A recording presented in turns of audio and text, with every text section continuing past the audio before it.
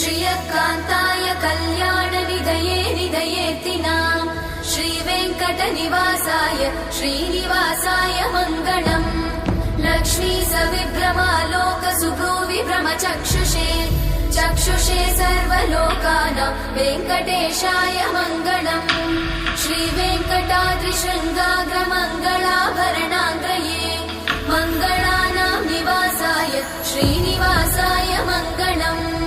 सर्वावयव सौन्दर्य सम्पदा सर्वचेतसां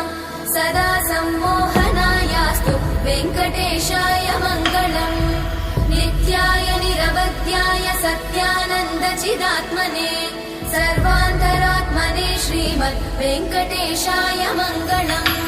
स्वतः सर्वविदे सर्वशक्तये सर्वशेषिने सुलभाय सुशीलाय वेङ्कटेशाय मङ्गलम्।